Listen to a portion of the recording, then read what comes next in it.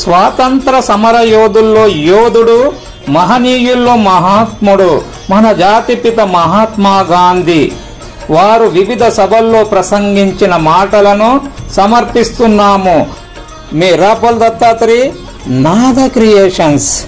Episode 2, వందే గాంధేయం. కాబోయే తల్లికి తెలుస్తుంది కడుపుల నలుసును మోయటం అంటే ఏమిటో. చుట్టుపక్కల వాళ్ళంతా ఆమె పడుతున్న కష్టాల్ని, యాతననే చూస్తూ జాలి పడుతుంటారు గాని ఆ ప్రయాస ఏమిటో, అందులోని అనుభూతి ఏమిటో తెలిసేది ఆమె ఒక్కరికే. సత్యం ఒకటే స్థిరస్థాయిగా నిలబడుతుంది, మిగతావన్నీ కాల ప్రవాహంలో కొట్టుకుపోవడం తథ్యం. అందుకే అంతా నన్ను తృణీకరించి వెళ్ళిపోయినా నేను సత్యానికి నిబద్ధంగా నిలబడే ఉంటాను.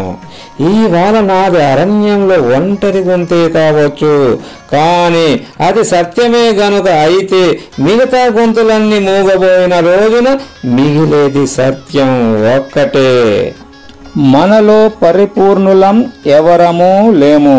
లోపాలు, బలహీనతలు అందరిలో సహజమే గాని మనకు నచ్చని పథంలో వెళ్ళే వారందరి అంతాన్ని కాంక్షిస్తే ఇక ఈ ప్రపంచంలో మనతో సహా ఒక్క మనిషి ప్రాణాలతో మిగలరు. కొన్ని భాషల్లో శాస్త్రీయ భావనలను, నిగూఢమైన ఆలోచనలను సమర్థంగా వ్యక్తీకరించలేమన్నది వట్టి అపోహ. భాషలకు విస్తరణ సామర్థ్యం ఉండదని చెప్పటాన్ని మించిన పెద్ద అపోహ మరేది ఉండదు. సైన్యాన్ని ప్రయోగించి భౌతికంగా ఈ ప్రపంచాన్ని జయించడం కంటే కూడా మనలో అంతర్గతంగా తిష్ట వేసిన చిన్న చిన్న వాంఛలను జయించటమే ఎంతో కష్టంతో కూడుకున్న పని. మన అజ్ఞానాన్ని దాచిపెట్టుకోవాలనో కప్పిపుచ్చుకోవాలనో ప్రయత్నిస్తున్నామంటే దానర్థం దాన్ని మనం మరింత పెంచుకుంటున్నామనే. నిరాయుధీకరణ అన్నది మనందరం కాంక్షించే సమున్నత లక్ష్యం. ప్రపంచ దేశాల ఒకదాన్ని మరొకటి దోపిడీ చేసుకోవడం మానుకునే వరకు కూడా మనం నిజమైన నిరాయుధీకరణ సాధించలేము.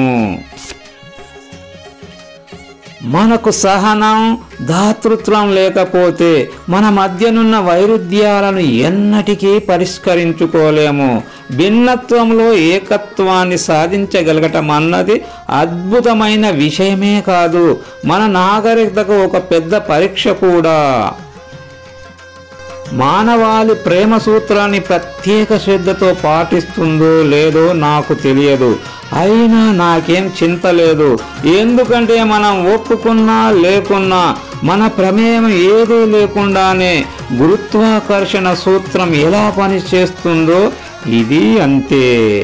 మహాత్మా గాంధీ. ధన్యవాదములు.